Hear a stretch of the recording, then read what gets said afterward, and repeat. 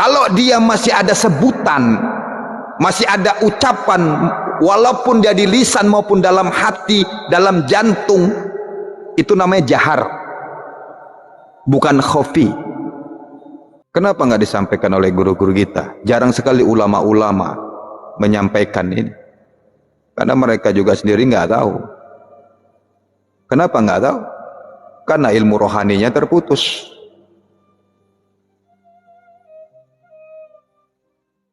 Bisa jadi sanad ilmu jasmaninya ataupun teori secara syariat boleh saja mereka bersambung sampai ke Rasulullah, tetapi ilmu rohanianya, prakteknya, amalan hatinya terputus.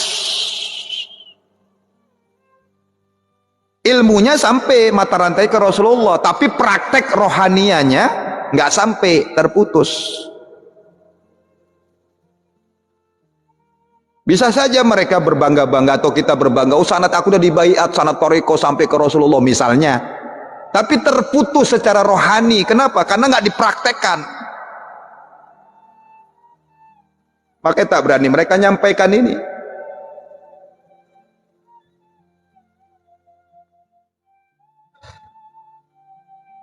Secara syariat iya bisa jadi tersambung sanad ilmunya sampai bersambung sampai kepada Rasulullah. Tetapi jarang sekali ilmu secara rohani, praktek amalan hati ini, zikir khofi ini terputus, sehingga terputuslah sampai kepada Rasulullah.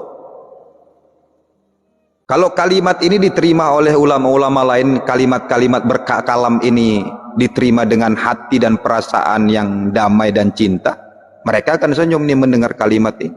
Tapi mereka kalau memandang dengan pikiran, apalagi dengan hati yang sombong penuh penyakit, mereka akan katakan, dicari deliknya nih perkataan saya ini. Karena saya sudah pernah nyampaikan ini di sini begitu, malah saya diserang. Kenapa nggak berani sampai kepada umat? Karena terputus, tersinggung dia.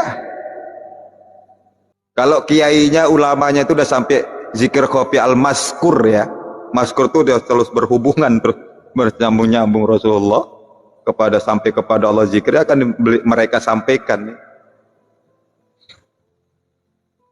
akan mereka sampaikan ini. Tapi kalau tidak, mereka akan sembunyikan nih. Kenapa sembunyi? Karena memang nggak tahu, terputus secara prakteknya. Jasmani, ilmu rohani, banyak orang yang tahu tasawuf. Menurut kitab ini, karangan ini, sanadnya sampai Rasulullah bisa jadi, tapi prakteknya terputus, nggak sampai kepada mata rantai Rasulullah. Makanya nggak berani.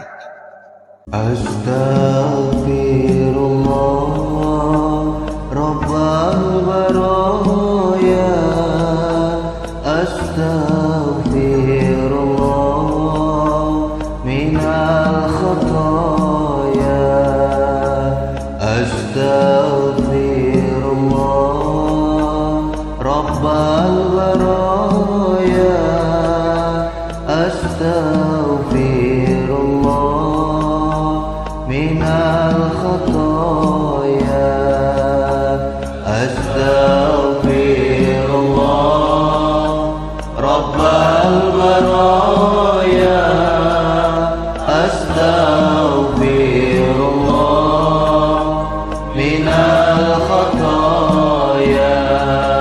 Assalamualaikum warahmatullahi wabarakatuh. Alhamdulillahi wa kafah. Assalatu wassalamu ala sayyidina Muhammadin al-Mustafa wa ala alihi wa ashabihi ahli sidqi wal wafa, amma ba'd.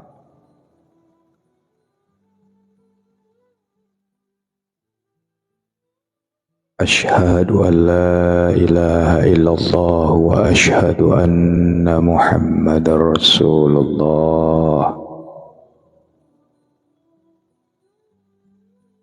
Allahumma salli ala nuril anwari wa siril asrar wa tiryakil aghyari wa miftahi babil yasari sayyidina wa maulana Muhammadin al-Mukhtar وآله الأطهار وأصحاب الأخيار عدد نعم الله وإفضاله. قال الله تعالى في كتاب الكريم: أعوذ بالله من الشيطان الرجيم. بسم الله الرحمن الرحيم. أقيموا الصلاة لذكري.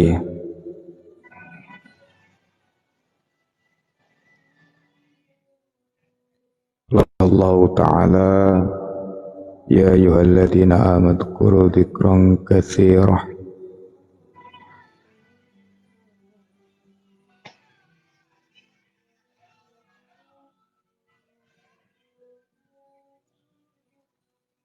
Sadaqallahul azim wa sadaqallahul nabiyul karim.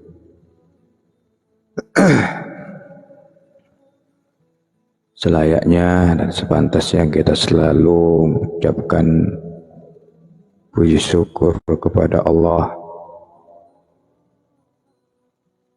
bersyukur atas segala nikmat karunia-Nya yang sudah dititipkan buat kita sebagai hamba Allah.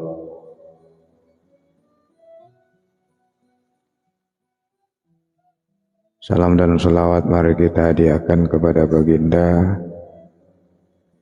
Rasulullah Muhammad sallallahu alaihi wasallam. Assalamualaikum ya sayyidi ya Rasulullah. Allahumma salli ala sayyidina Muhammad wa ala ali sayyidina Muhammad. Semoga kita orang-orang yang terdaftar selalu mendapatkan syafaat dari Rasulullah sallallahu alaihi wasallam.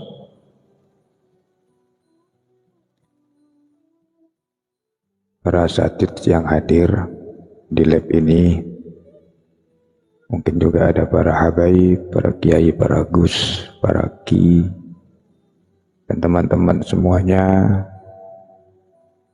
sahabat-sahabatku, saudaraku yang aku cintai, yang aku sayangi karena Allah.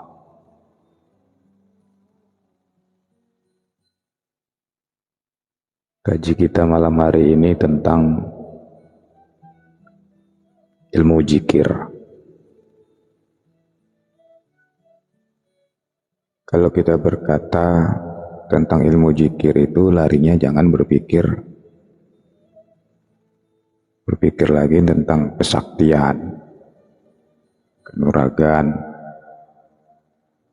Ilmu zikir ini yang dimaksud adalah tata cara, rahasia zikir, cara berzikir, dan ada berapa zikir itu, dan sebenarnya apa sih zikir itu. Tujuannya semata-mata agar kita lebih merasakan lagi yang betul-betul berzikir di dalam, masuk ke dalam kenikmatan di dalam zikir itu.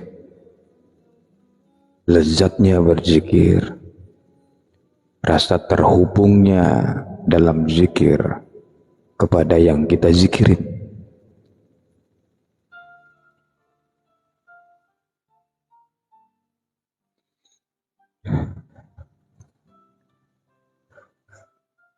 Ilmu zikir itu terdiri dari dua kata. Ilmu adalah sifat Allah, alimun, maha mengetahui, dititipkan kepada manusia ilmu, mengetahui. Ya ilmu ini ya Allah juga.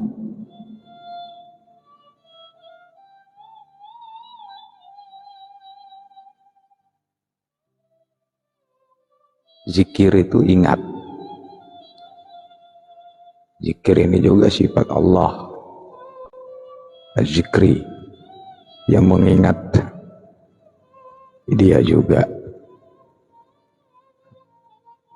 Kenapa Abah terangkan itu? Ya, supaya kita tidak merasa kita yang paling sok ahli zikir.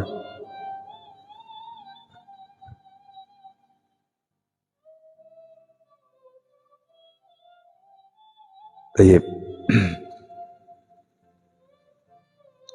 Teman-teman sekalian, sama-sama kita ketahui, kalau kita terangkan kemarin hakikat sholat, walaupun tidak sedetail-detailnya tapi secara garis besar kita sedikit banyaknya sudah mengetahui tentang hakikat sholat itu.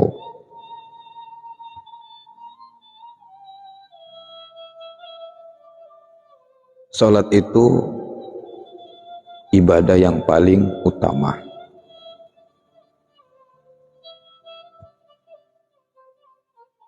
Kalau udah ibadah yang paling utama, ya tidak bisa, mau tidak mau dia tidak bisa ditinggalkan. Orang rajin melaksanakan puasa, puasa Daud, Senin Kemis, Ramadan, Muharram, Dzulhijjah, Maulidan, puasa hari lahir dirinya, puasa Najar. Kalau dia tidak sholat, tak ada artinya di mata Allah puasanya itu.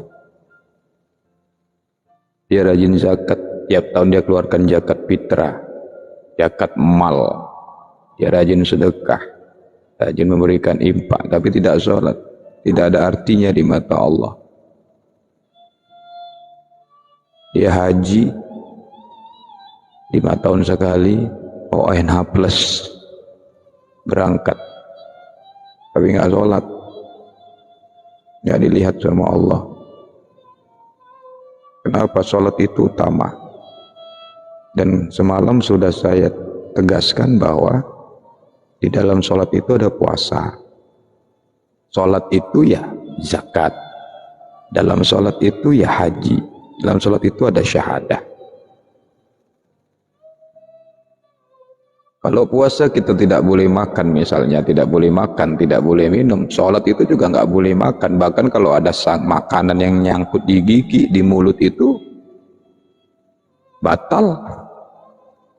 Berarti dalam sholat ada puasa. Puasa itu menjaga hati, matanya tidak boleh melirik-melirik melihat yang sembarangan, telinganya dijaga, lisannya dijaga. Sholat juga begitu. Nggak boleh sholat itu matanya kemana-mana, tangannya garuk kemana-mana, diam. Itulah puasa itu, diam. Seperti sholat itulah diam. Diam, tenang, ingat. Karena sebenarnya orang kalau puasa itu cukup diam untuk menjaga keabdolan ibadah puasanya. Kita puasa, habis sholat subuh main-main, melihat aurat, matanya jeli-jelitan, dah batal lagi. Ya bah, aku kalau puasa di rumah aja bah. Iya di rumah, tapi megang handphone, buka media sosial, begitu buka beranda aurat juga sama aja. Ya. Diam dari segala-galanya. Di sholat itu ada zakat. Zakat itu mensucikan harta dan jiwa. Itulah tujuan sholat tuh, membersihkan harta, jiwa kita, bersihkan, pensucian. Dalam sholat itu haji. Haji itu adalah puncak dari rukun Islam, dari keislaman seorang. Mi'rajnya, akhirnya, penutupnya. Maka orang haji itu kalau tahu tuh pakai pakaian ihram. Dalam sholat itu ihram, takbiratul ihramnya di situ. Ya. Ada jumrah, melempar, ada sa'i dari Safa dan Marwah, itulah zikir-zikirnya itu. Ada wukuf. Dalam sholat juga wukuf, mendiamkan. Dia berhenti di wukuf, di kolbi itu. Baik. Kita masuk kepada itulah kenapa sholat itu adalah ibadah yang paling utama. Dalam sholat itu zikir itulah ruhnya. Sholat itu zikir itulah ruhnya.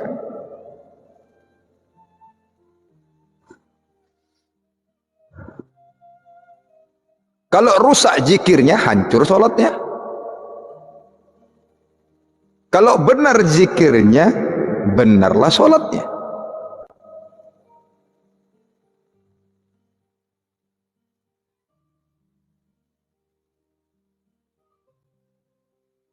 Saya ulangi kalimat. Rusak zikir kita, hancur kita. Benar zikir kita, sahihlah sholat kita.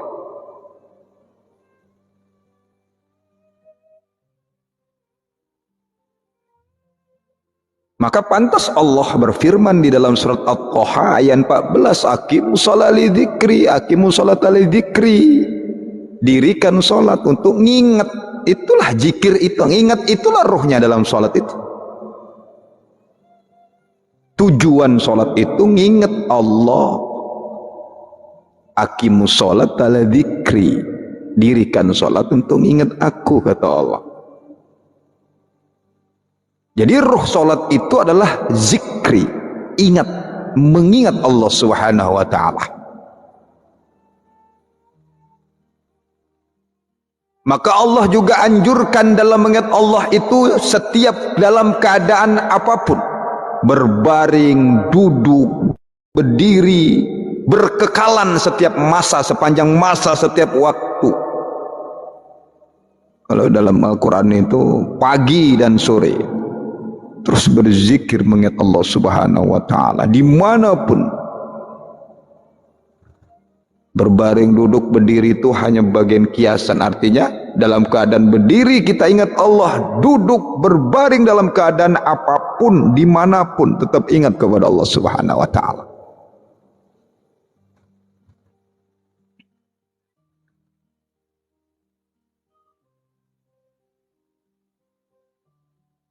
Nah, dari sekelumit ini sudah paham ya arti ilmu zikir itu sebenarnya apa? Mengingat. Itulah zikir itu sebenarnya.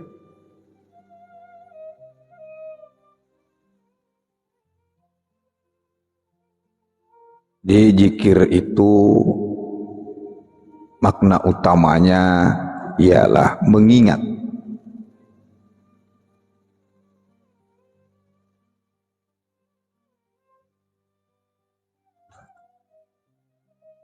Kalau dia disyariatkan itu mewiridkan bacaan-bacaan atau pujian-pujian kepada Allah.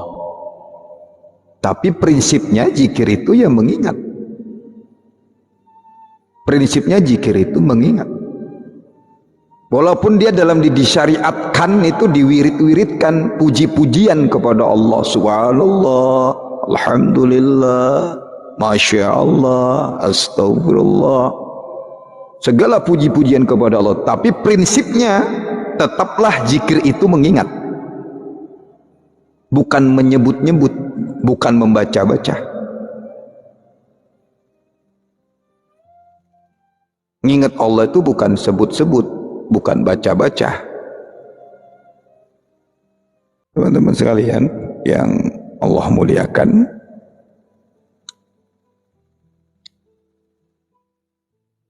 lantas ada berapa jenis zikir itu?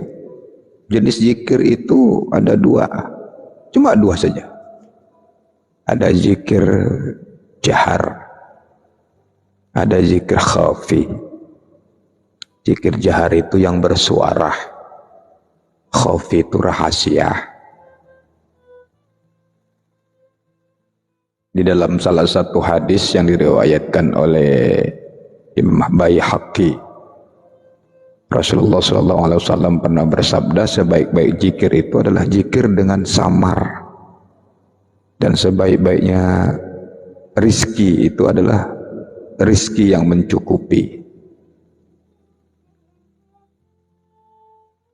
Jadi selain beliau juga mengatakan zikir yang tidak terdengar oleh malaikat-malaikat pencatat amal, dia lebih unggul di atas zikir yang dapat didengar oleh mereka yang sebanyak 70 kali lipat.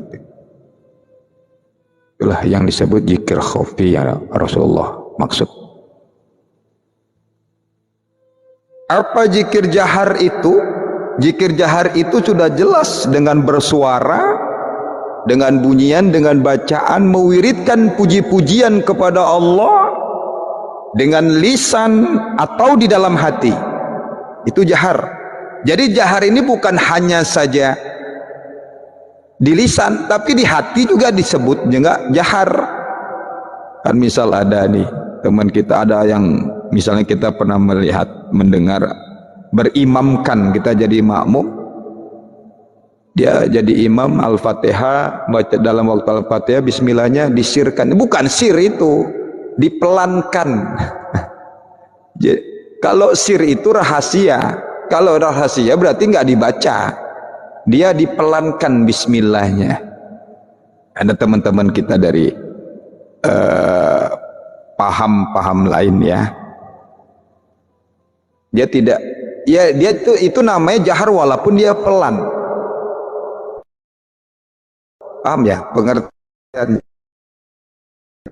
Ya sir itu rahasia, dia pelan, tak diingat oleh makmum bismillahirrahmanirrahim. Bukan itu sir, itu jahar juga. Sir itu rahasia, dia dikecilkan. Ada juga yang berpaham di golongan yang lain juga bismillahirrahmanirrahim, karena mereka menganggap bahwa bismillah itu bukan salah satu dari ayat Al-Fatihah, mereka langsung saja alhamdulillahirabbil alamin. Tapi ada sebagian golong saudara-saudara kita, dia baca bismillah tapi bismillahnya itu dipelankan. Apa namanya? Ya johir namanya, bukan sir. Karena kalau namanya sir itu adalah rahasia, tidak berhuruf, tidak diucapkan. Bahkan kalau yang saya katakan tadi, bahwa yang namanya zikir johir itu mewiridkan puji-pujian kepada Allah dengan lisan atau dalam hati. Yang masih di dalam hati saja itu masih disebut zikir jahar. Jangan mentang-mentang dia zikir dalam hati itu zikir sir, enggak, belum, itu masih berjahar.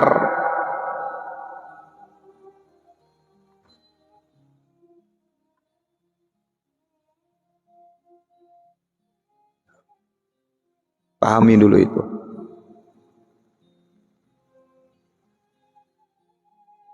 Kalau nggak diterangkan tentang ilmu zikir ini kan kita nggak ngerti, belum ngerti. Bukan di dalam hati, mentang-mentang dia zikir dalam hati itu sir, belum, jahar juga, karena dia masih menyebut Allah juga dalam hati, itu sebutan. Atau Allah itu sebutan, belum mengingat, walaupun dia di dalam. Apa disebut zikir jahar? Karena zikir ini masih berhuruf, masih bersuara, masih berbentuk, ada hurufnya yang disebutkan. Nah, zikir jahar inilah yang dilakukan, yang dikerjakan oleh nafs dan jasad, jiwa dan jasad. Nafs yang kita maksud adalah jiwa ya, diri ya. Dia dikerjakan oleh nafs dan jasad. Kalau nafsnya berzikir juga masih menyebut, kalau ada masih menyebut, itu namanya zikir jahar.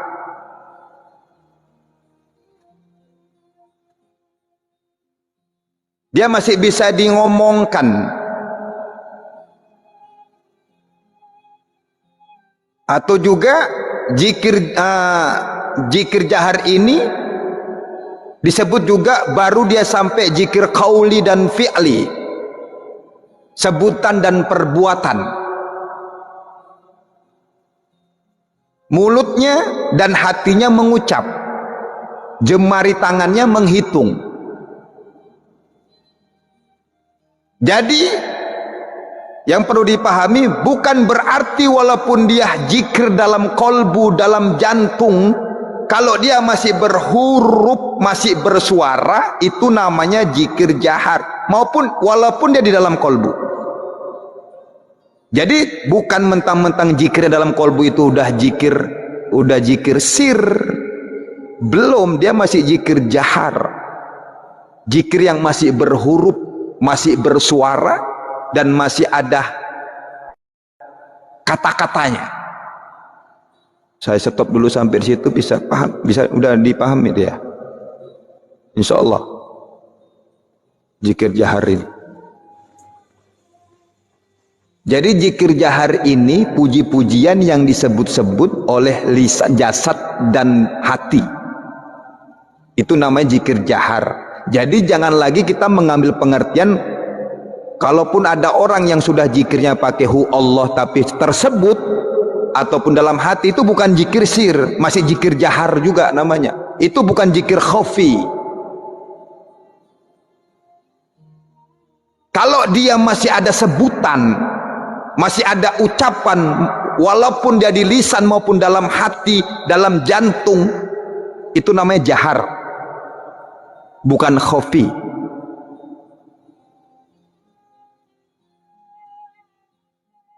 Karena diantara kita nih banyak yang salah kesilapan mengambil pengertian jika dalam kolbu itu, jantung itu ataupun napas, dia zikirhu Allah disangkanya itu udah zikir nyawa. Itu juga masih salah. Itu namanya zikir jantung, zikir jahar masihan.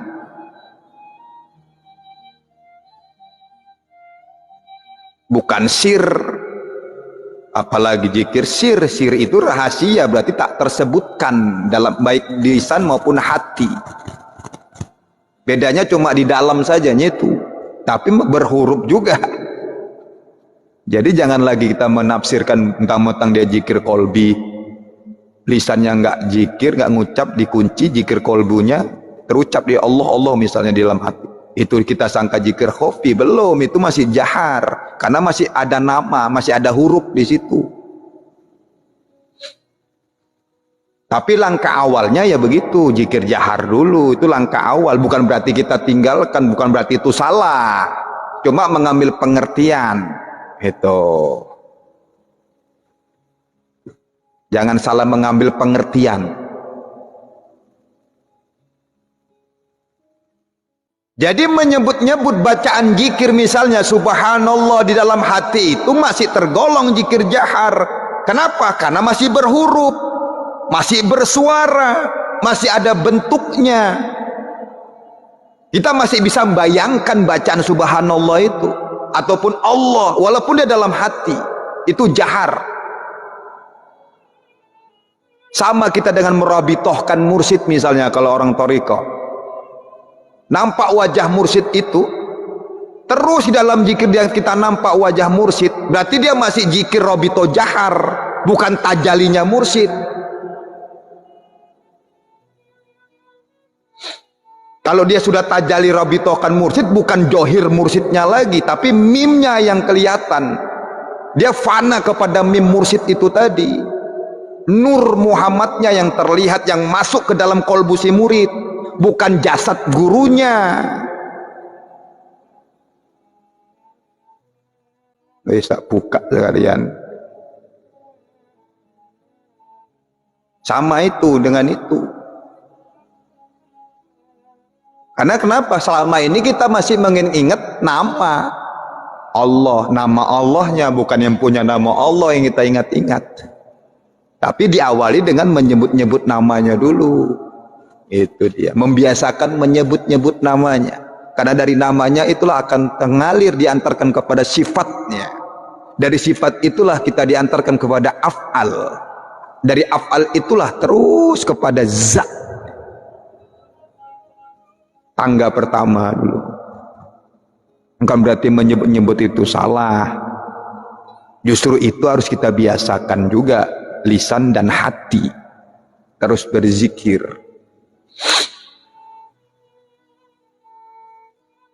Ya kalau kita merabitokan guru atau mursyid itu nampak johirnya, lebih bagus nggak usah dibayangkan. Begitu kita mau zikir, tunjuk, ditaruh aja foto guru kita di depan tuh, apa bedanya? Susah-susah kita bayang-bayangin, apa bedanya? Jadi robitoh itu bukan itu.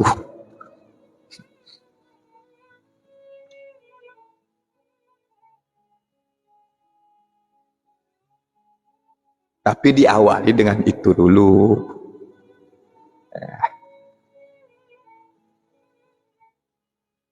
Sallallahu alaihi Muhammad.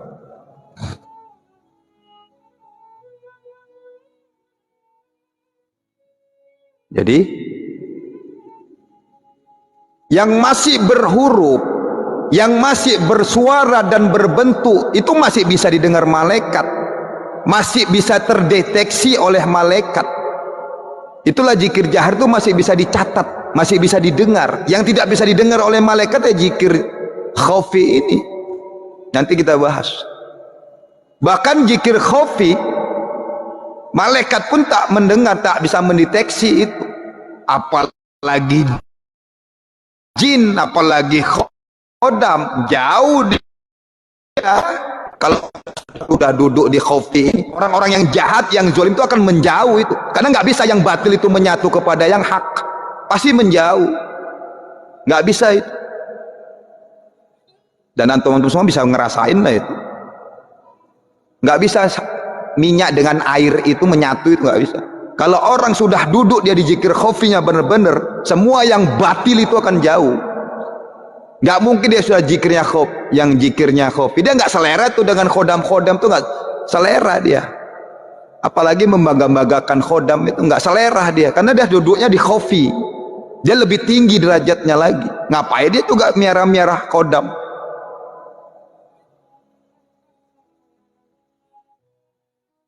Itu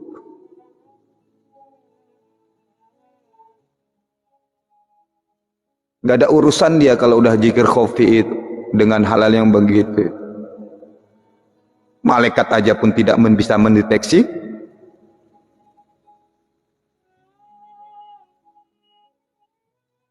Nah, zikir jahar ini ada kelemahannya, sahabat-sahabat sekalian, ada kelemahannya. Kenapa? Karena dia baru di jasad dan nafs. Kalau kalimat apa levelnya itu zikir jahar itu, dia levelnya itu dia di jasad dan di nafs, itu zikir jahar. Daya tahan ketika dia sampai zikir jahar ini tuh tergantung kepada stamina jasad. Kalau stamina lemah, lemahlah zikirnya itu. Kan bisa sahabat-sahabat ngerasain sendiri kan, males, kadang-kadang ada males jasadnya itu, males juga zikirnya, nggak berzikir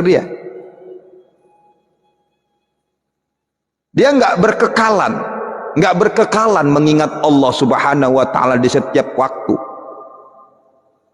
karena dia tergantung dengan stamina jasad, moodnya, nafsnya. Kalau nggak mood, nggak zikir, nggak nyebut nama Allah.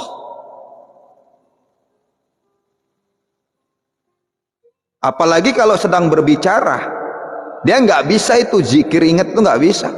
Macam gini ngomong gitu sambil ingat Allah. Berapa jam kita ngomong dengan kawan-kawan kita, nggak, di mana letak kita nggak ingat sama Allah itu udah maksiat. Dia nggak berkekalan. Itulah zikir jahar. Gimana dia juga mengingat Allah dalam lisan, dalam hati. Dia sering kelupaan, walaupun dalam hatinya tuh udah, apalagi udah asyik, saking asyiknya ngomong kan, udah nggak tersebut lagi nama Allah dalam hatinya itu.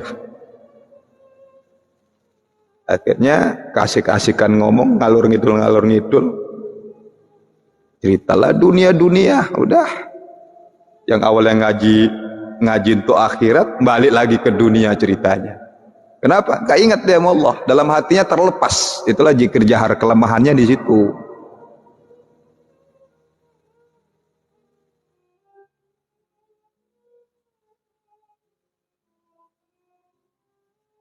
Ketika kita sedang berbicara, nggak bisa mewiridkan pujian-pujian dalam hati itu, nggak percaya, coba lagi ngomong ini.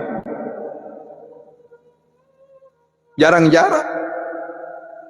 Lisan ngomong, hatinya Allah, wah, sering kelupaan tuh, kelemahannya di situ. Zikir jahari. Kan pernah ngerasain, kan udah sering ngerasain seperti itu. Sedang tidur, sering kelupaan itu. Jarang-jarang sekali ada orang, jarang-jarang sekali saya katakan nih ya, jarang-jarang sekali ada orang di dalam tidurnya mengigaukan bacaan subhanallah, subhanallah, subhanallah, atau kalimat-kalimat pujian-pujian yang lain sepanjang malam sampai terbangunnya. Jarang-jarang sekali. Makanya wali Allah, Nabi dan Rasul itu matanya saja yang tidur, hatinya tetap ingat kepada Allah, tak tidur, berkekalan dia mengingat pada Allah Subhanahu wa taala. Ruhnya dia sudah menyatu kepada ruhnya, kolbunya itu menyatu kepada ruhnya. Karena ruh itu kalau dia udah masuk, udah tidak udah terang cahayanya, menerangi nafs, menerangi kolbu, dia menyatu kepada ruh yang selalu ingat kepada Tuhannya tanpa ada kalimat, tanpa sebutan. Payah itu latihannya, itu kan enak.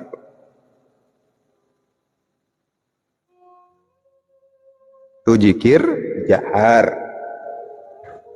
Baik, kita masuk kepada zikir khafi yang kedua.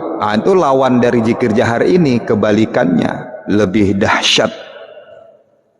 Zikir khafi ini berarti zikir yang tersembunyi, tidak bisa terdeteksi oleh malaikat pencatat amal. Karena zikir ini tidak berhuruf, tidak bersuara, dan tidak berbentuk. Ada sebagian juga mengatakan bahwa zikir khafi ini disebut juga zikir sirri atau zikir rahasia. Kenapa disebut zikir rahasia? Maksud zikir rahasia ini maksudnya bukan zikir yang tidak boleh diketahui oleh umum, tapi karena dia rahasia, zikir ini maksudnya, zikir rahasia ini bukan berarti tidak boleh diketahui oleh halayak umum, enggak. Bukan berarti enggak boleh diceritakan, enggak boleh dikaji, ya dikaji juga. Maksud zikir rahasia ini maksudnya adalah zikir yang tidak berhuruf, zikir yang tidak bersuara, dan zikir yang tidak berbentuk. Itu makanya dia disebut zikir rahasia.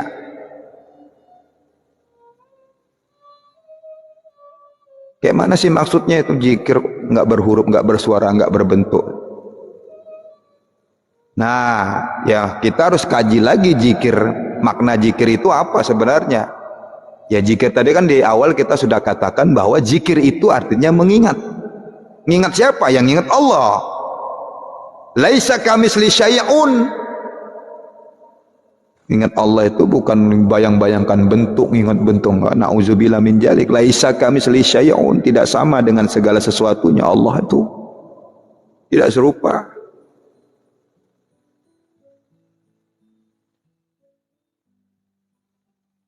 Yang perlu kita ingat, Allah itu bukan berupa huruf alif lam lam ha. Itu bacaan, huruf. Allah itu bukan huruf. Kan dalilnya itu laisa kamitsli syai'un. Kalau Allah Subhanahu wa taala itu yang berupa alif lam ha itu huruf namanya. Karena jangan dibayangkan bacaan Allah itu. Karena Allah laisa kamitsli syai'un.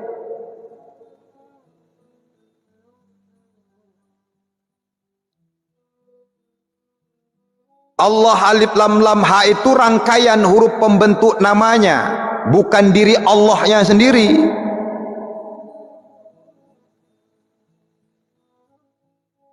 Lafaz sebutan Allah itu hanya nama Tuhan yang disuarakan, bukan diri Allah itu berupa suara. Allah juga tidak berbentuk, karena justru Allah itu pencipta segala bentuk. Maka kita bisa mengambil kesimpulan secara tegas, segala sesuatu yang memiliki bentuk bukan Allah. Aku nampak cahaya itu bukan Allah. Allah itu bukan cahaya. Makanya banyak orang gila gendeng, Allah dicari-cari bentuknya di mana-mana. Itulah menjadi dalil mereka yang tidak senang dengan ilmu tasawuf itu. Jangan belajar IPA 20, nanti kau gila. Yang gila itu nyari-nyari bentuk Tuhan, makanya gila. Tuhan dicari bentuknya, dibayang-bayangin pakai akalnya. Manalah nyampe akal itu, gila lah dia.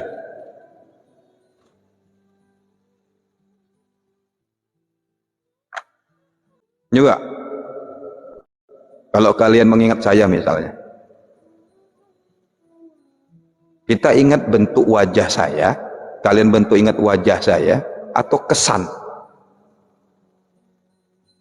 kesan yang diutarakan dari diri saya. Kalau kalian tuh mengingat saya, kalian tuh pakai akal atau pakai perasaan? Pakai pikiran atau pakai perasaan?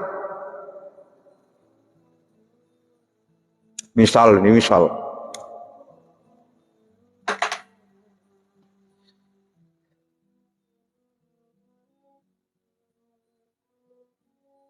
Pakai perasaan.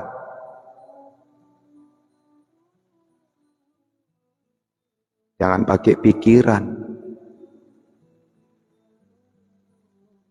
Nah, ketika kita mau mengingat Allah yang tidak sama dengan segala sesuatu yang diciptakannya, dengan segala sesuatu yang kelihatan yang kita lihat ini, baik yang nyata maupun yang gaib, alam nyata, alam gaib, yang Allah itu tidak serupa dengan sesuatunya, itu bagaimana cara ngingatnya?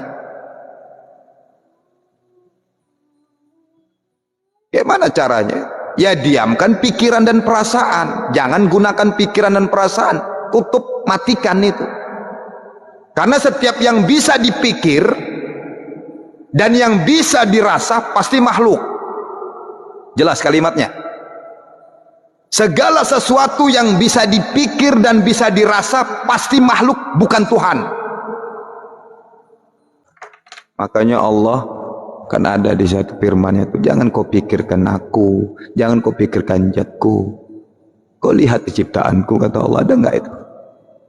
Itu dalilnya. Lihat aja ciptaanku, kata. Itu kalimat dalil sebagai pandangan umum. Ya Allah, mikirkan Allah, nggak nyampe lah pikiran kita, makanya banyak orang gendeng. Nggak banyak sih. Kalau benar kajinya, nggak gila, nggak nyari-nyari bentuk Tuhan kayak mana dibayang-bayangkan. Bayang-bayangkan sedeng lah. Karena pokoknya segala yang bisa dipikir dan bisa dirasa pakai perasaan itu pasti makhluk. Bisa diceritakan pula, udah pasti makhluk gitu.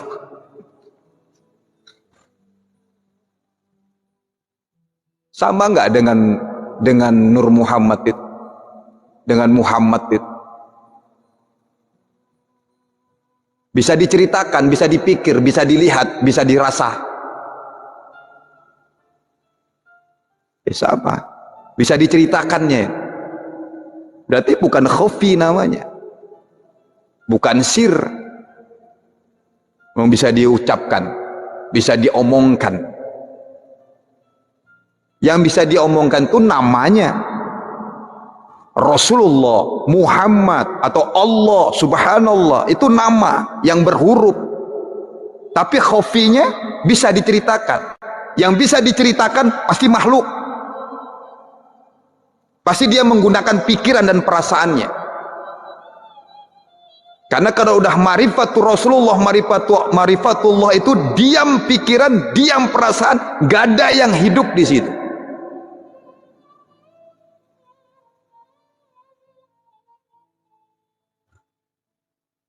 Kalau udah diam perasaan, nafs dan pikirannya, apa yang bisa dikata? Apa yang mau bisa diungkap di situ? Mikir juga, pakai logika.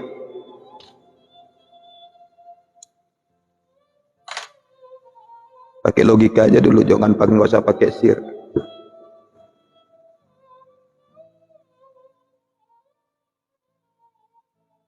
Ini kalau mau belajar benar-benar mau belajar tasawuf seperti itu.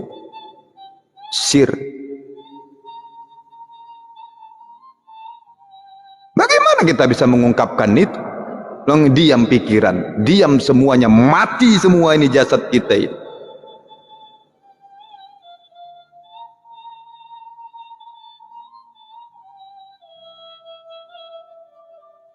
Mana bisa dibilang-bilang, diungkap-ungkapkan.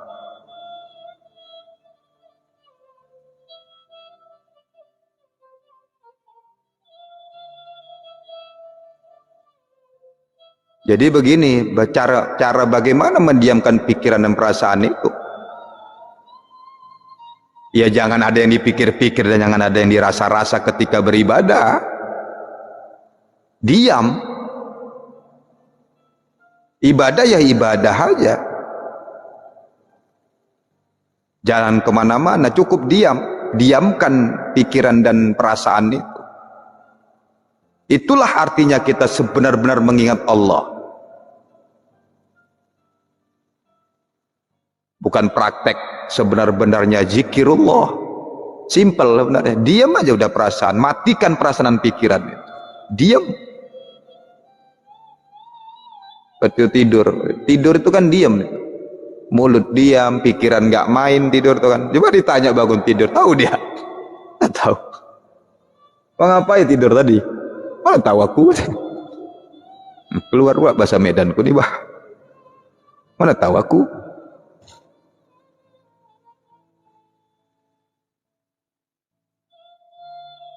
Maka teman-teman sekalian,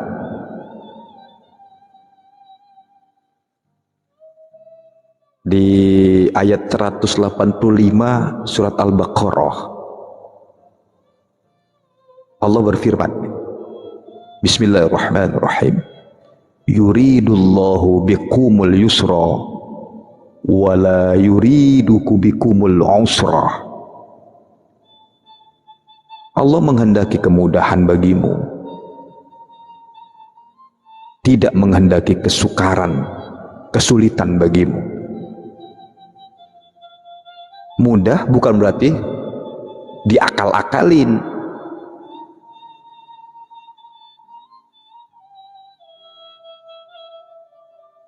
Baik. Teman-teman sekalian, zikir khafi ini juga banyak orang yang menyebut dia ahli sufi, orang-orang yang sudah belajar di ilmu tasawuf. Zikir khafi ini juga disebut zikir kamalia. Apa kamalia itu? Kamalia itu zikir yang sempurna. Kenapa disebut zikir yang sempurna? Karena zikir ini nggak berhuruf, nggak bersuara, nggak berbentuk. Sempurnalah zikirnya. Coba jawab. Yang namanya diam itu ada suaranya nggak? Mana ada? Kalau bersuara bukan diam namanya. Yang namanya diam itu berbentuk, enggak. Kalau dia berbentuk berarti bukan diam.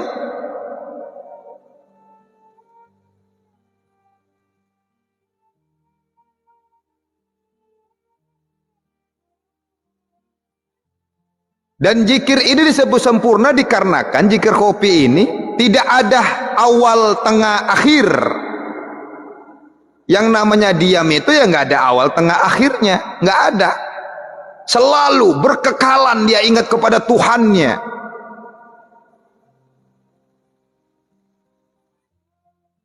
Setiap detik sedang tidur, walaupun ini belajarnya agak sulit ini untuk mencapai ini ya, tapi terus latih. Bukan berarti sulit ditinggalin terus upaya untuk mencapai Allah. Pokoknya sebenarnya cikir biasa lah pak, penting cikir lisani. Yang penting sama aja dengan anak PAUD kita. Tanya anak-anak PAUD itu tahu zikir dia tahu itu sholat, tapi nggak tahu dia sholat untuk apa. Nah, tanya nggak percaya anak-anak kita yang lagi PAUD itu di TK itu. Mereka hafal Quran, coba tanya. Yang penting hafal mah, karena suruh gurunya hafal ya hafal gitu. Apa bedanya kita dengan anak-anak kita yang baru 5 tahun 7 tahun yang nggak tahu arah kemana.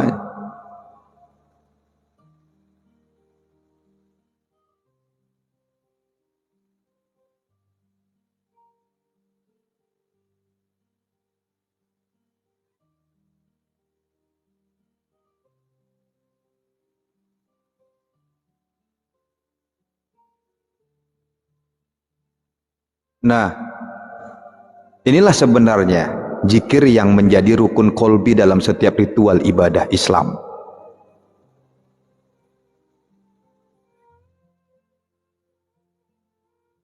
Apapun bentuk ibadahnya, tetap rukun kolbinya adalah diam. Maksudnya diam di sini mendiamkan pikiran dan perasaan, mendiamkan batin, bukan mendiamkan jasad kayak patung, bukan itu maksudnya. Kalau dia mendiamkan jasad mematung itu namanya model apa namanya? Diamnya berhala.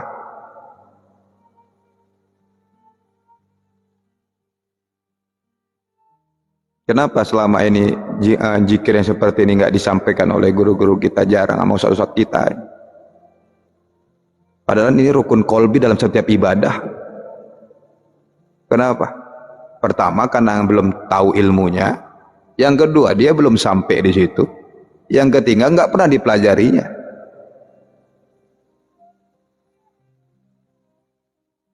Yang keempat tak berani dia nyampaikan ilmu ini.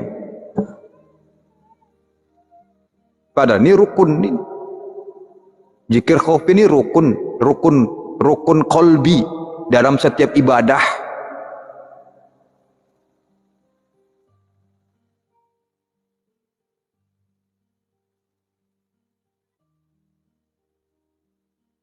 Kenapa nggak disampaikan oleh guru-guru kita? Jarang sekali ulama-ulama menyampaikan ini. Karena mereka juga sendiri nggak tahu. Kenapa nggak tahu? Karena ilmu rohaninya terputus.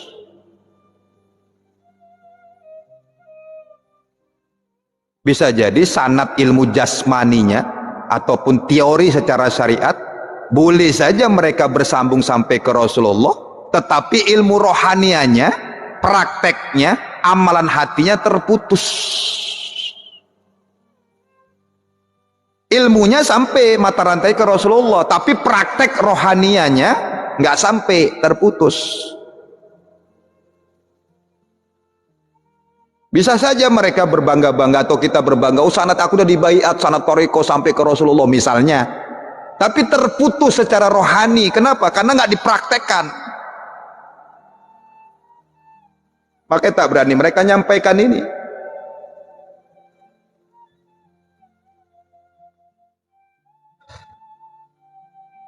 Secara syariat iya bisa jadi tersambung sanad ilmunya sampai bersambung sampai kepada Rasulullah.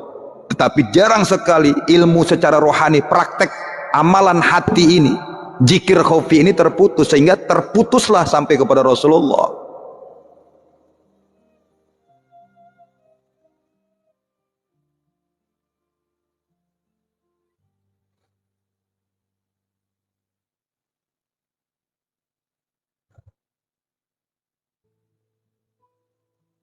Kalau kalimat ini diterima oleh ulama-ulama lain, kalimat-kalimat berkalam ini diterima dengan hati dan perasaan yang damai dan cinta, mereka akan senyum nih mendengar kalimat ini.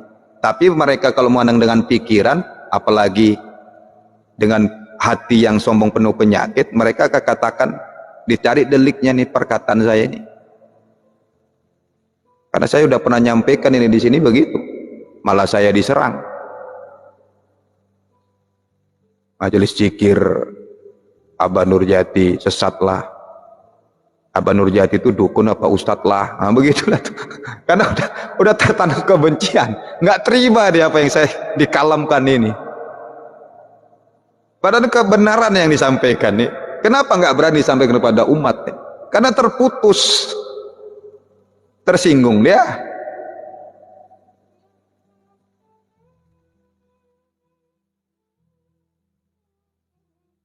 Nanti sedikit bid'ah lagi. Ya Rob,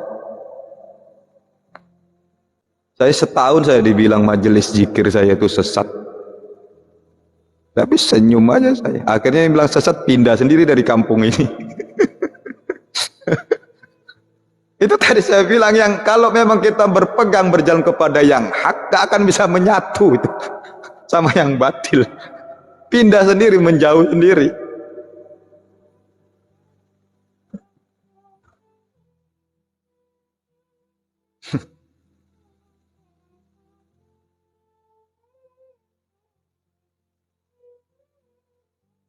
Kalau kiainya, ulamanya itu udah sampai zikir kopi al-maskur ya. Maskur itu dia terus berhubungan, terus bersambung-nyambung Rasulullah sampai kepada Allah, zikirnya akan mereka sampaikan nih. Akan mereka sampaikan ini. Tapi kalau tidak, mereka akan sembunyikan nih. Kenapa sembunyi? Karena memang nggak tahu. Terputus secara prakteknya. Jasmani, ilmu rohani, banyak orang yang tahu tasawuf. Menurut kitab ini, karangan ini, sanadnya sampai Rasulullah, bisa jadi. Tapi prakteknya terputus, nggak sampai kepada mata rantai Rasulullah. Makanya nggak berani. Mau sembunyikan ini zikir yang enak kalau disembunyikan. Ini nikmat nih zikir khofi ini, zikir yang makanan yang luar biasa itu. Bagi sama umat di akhir zaman ini, harus dibagi-bagi ini zikir ini, ilmu ini. Basi nanti kalau disimpan terus, hantu yang makan nanti.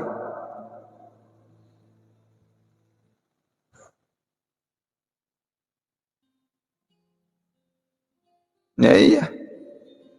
Apalagi semenjak ramenya cerita tasawuf, piti-pitinya pun tasawuf, marifat, ya kan?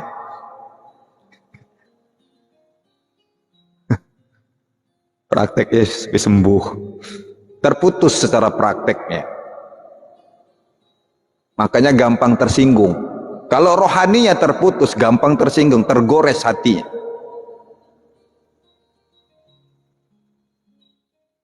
Coba dia mandang af'al, suhudul wahda fil kasroid. Walaupun umurnya muda, misalnya anak-anak, tapi ada Allah di Allah yang nyampaikan itu kepadaku, misalnya begitu. Dia pandangannya udah ke situ. Nggak nanya-nanya, Abah pesantren mana sih? Pantesan nggak ada kitabnya. Jadi mesti ceramah ini mesti tamatan pesantren. Yang nggak pesantren nggak boleh dakwah gitu. Nggak boleh ngasih tahu ilmu. Dari mana aturannya? Ada Allah ngatur itu, Rasulullah mengatur itu. Hai umatku, apabila kalian berdakwah kepada umat yang lainnya, wajib pesantren ya, wajib hafal kitab kuning ya, nahu sorob ya, ada. Cari kitabnya itu, perintah Rasulullah kalau ada itu. Ajarkan umat ini rohani.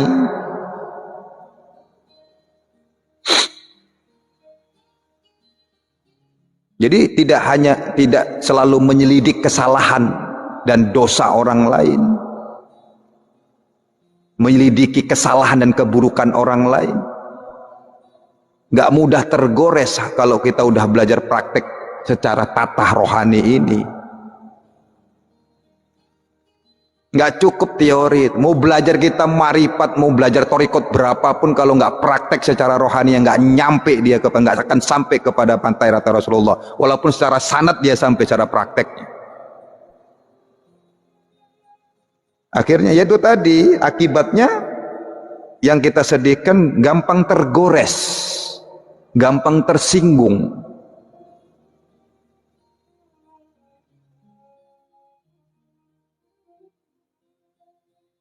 Sedikit dibilang kiai palsu marah, ustadz palsu tergores, habib palsu marah, akhirnya marah-marahan nimbulkan api.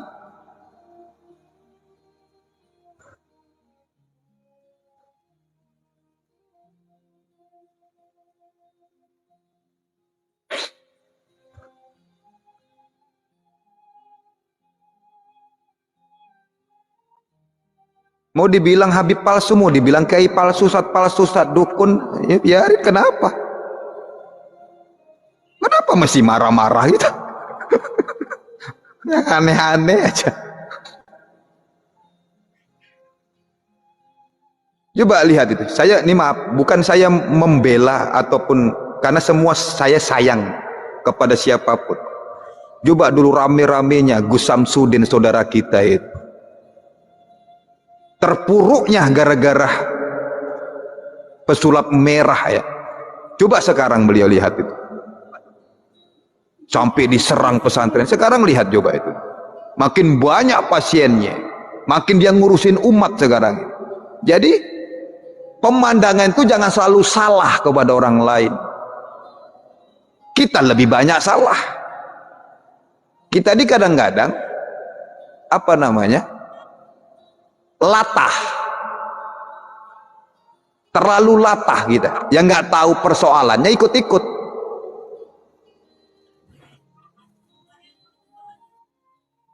Latah. Masyarakat mall, ada mall baru, ujuk-ujuk sana, yang penting keren walaupun nggak beli. Itulah masyarakat gitu, masyarakat mall. Ada pasar baru, rame-rame ngumpul, begitu, tergoda.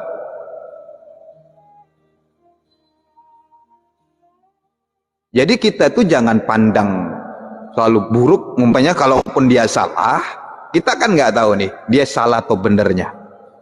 Jangan pandang, walaupun salah misalnya, ditarik, datangi, nasihati dan tanya mujakaroh. Jangan kita nggak tahu, ikut-ikutan. Tengok yang dijolimi, lihat orang semuanya dulu menyerang beliau, sekarang lihat.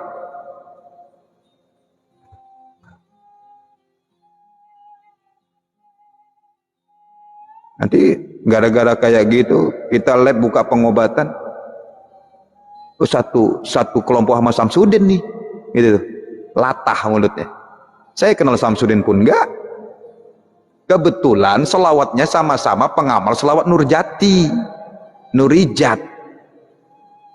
Kalau rata-rata kalau dari tarikat Satariyah itu amalannya itu.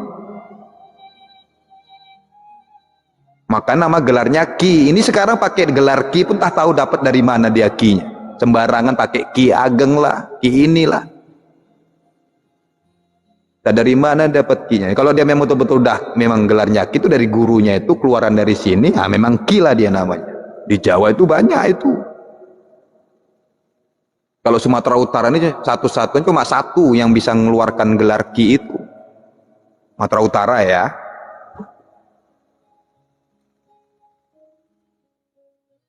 Apa gelar Ki itu pakai Ki nanti mentang-mentang Ki dukun gitu. Kita kadang-kadang nggak tahu tapi sok tahu. Kalau nggak tahu takut diem aja, diem. Tanya Ki itu apa sebenarnya?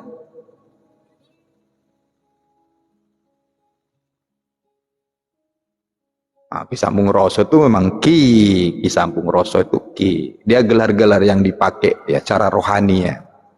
Kalau di Jawa tuh banyak tuh keluaran-keluaran yang mengeluarkan Ki itu. Dia Ki itu gelar roh secara rohani, spiritualnya. Gitu. Kenapa Sambung Roso? Mungkin dia rohaninya itu suka menyambung rasa, gitu loh.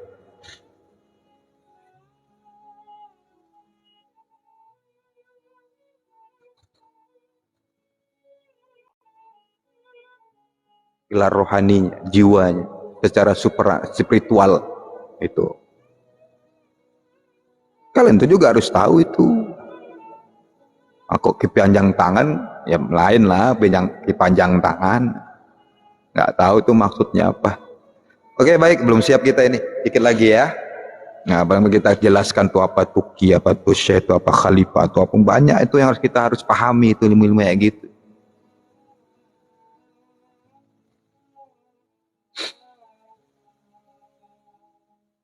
Syekh itu sah artinya. Bukan pandangan kita tuh ilmu tinggi gitu, Syekh itu bukan. Kalau dulu Syekh itu kalau di India itu orang yang dituakan. Orang yang dituakan, dato, orang yang dituakan. Masing-masing daerah.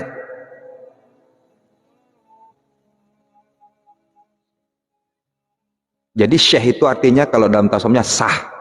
Sah. Sah menjadi hamba gitu. Misalnya Syekh Abdul Qadir Jailani, sah dia menjadi hamba.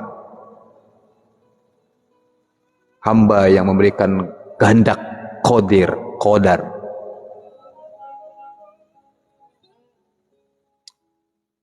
Baik.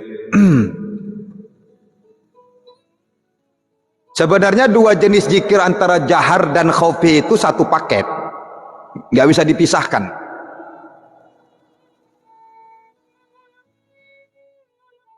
Bukti keterputusan ilmu dari para ulama di zaman sekarang ini itu terbukti dari pemisahan dua jenis zikir yang sebenarnya satu paket. Satu paket kayak mana, Bah?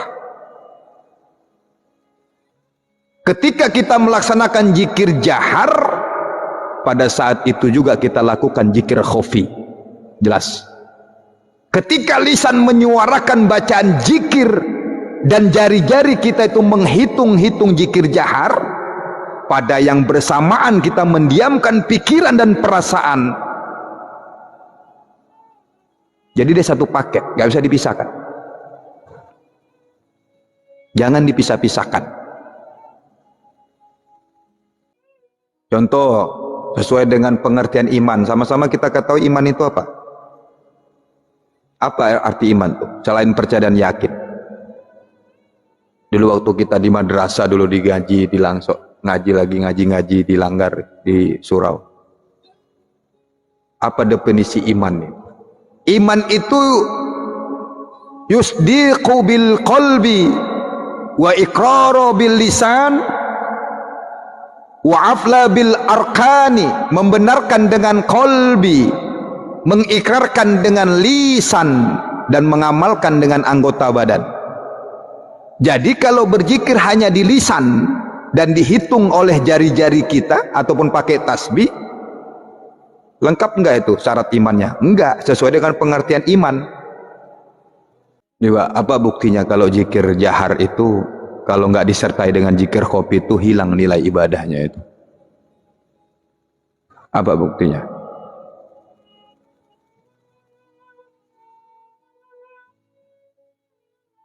Saya jelaskan. Coba, bukankah sampai hari ini banyak orang yang berzikir-zikir dengan instruksi memejamkan mata sambil membayang-bayangkan wajah mursyid, ya kan? Kalaulah begitu, kita itu sedang mengamalkan zikrullah atau zikir mursyid?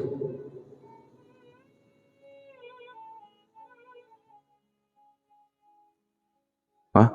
Ini kalau benar-benar mutarikatnya seperti yang jelaskan tadi, nggak ada dalilnya bahwa membayangkan wajah mursyid itu ketika berzikir itu sama artinya dengan zikir. Lagian yang disebut bertawasul itu bukan seperti itu.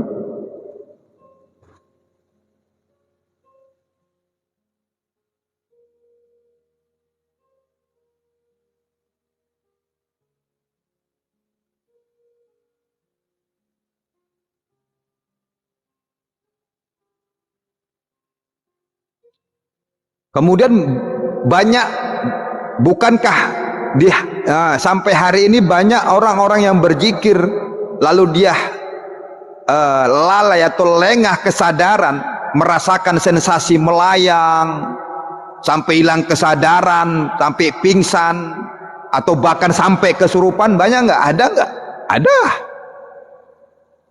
Yang begitu tidak ada sandaran dalilnya bahwa kesurupan itu diganjar dengan pahala. Yang ada dalilnya itu hanya dengan mengingat Allah jiwamu menjadi tentram. Jadi zikir ingat Allah itu tentram, tenang, bukan malah kerasukan jin. Ada juga yang berzikir-zikir halusinasi, terpandang ini itu yang gaib, mandang lihat jin, alamnya jin yang ditengok ya. Apakah itu tujuan zikir kita?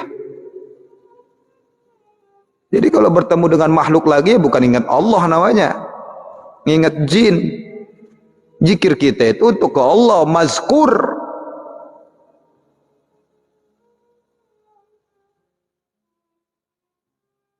Nah, kenapa kok bisa orang-orang berzikir itu terhalusinasi, terlihat-lihat yang aneh-aneh? Kenapa bisa begitu? Karena rukun kolbinya nggak benar. Rukun kolbinya nggak dilakukan dengan benar. Seperti fenomena-fenomena yang menyimpang dari cara-cara berzikir yang itu yang kita ceritakan tadi. Jangan terputus-putus dalam berzikir itu, jangan Allah, Allah, Allah. Disitulah masuk menyebabkan peluang jin itu juga berzikir. Masuk dia ke dalam dada itu. Jin ini juga suka berzikir, tapi pengen gabung dia. Entah ganggu tangga dia dalam badan kita. Mau ikut dia berzikir dalam dada kita. Akhirnya kesurupan. Pemandangannya yang aneh-aneh, halusinasi. Nampak inilah masuk alam inilah. Ya.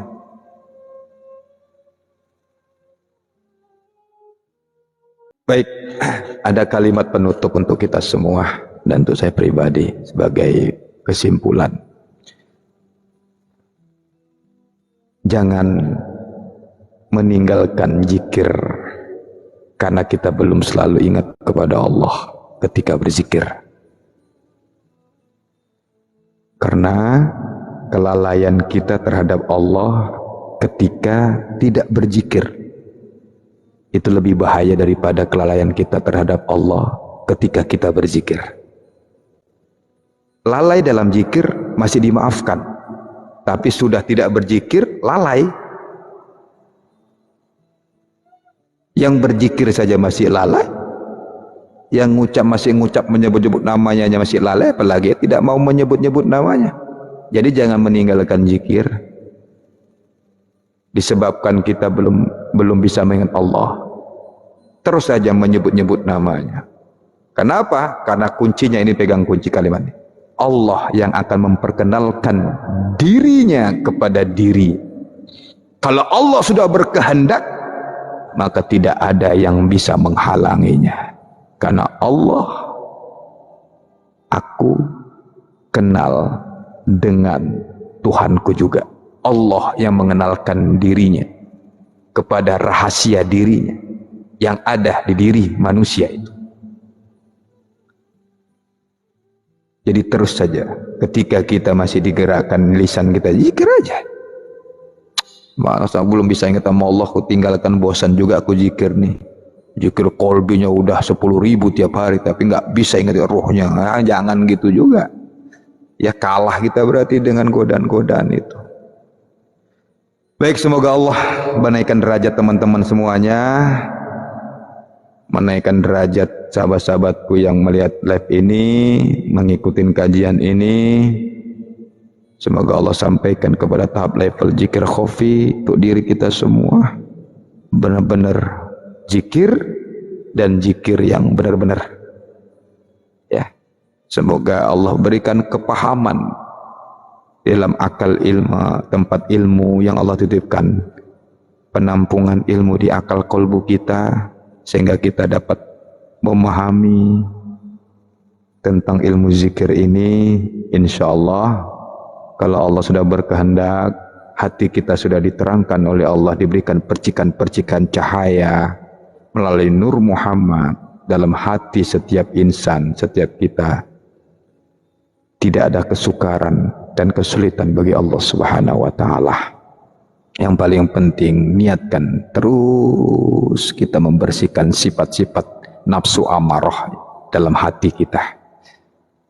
Itu yang paling penting. Istinja itu, istinja hati. Coba lihat dalam fikih itu, kita kalau istinja, kita bersihkan benar-benar itu ketika kita buang air kecil toh.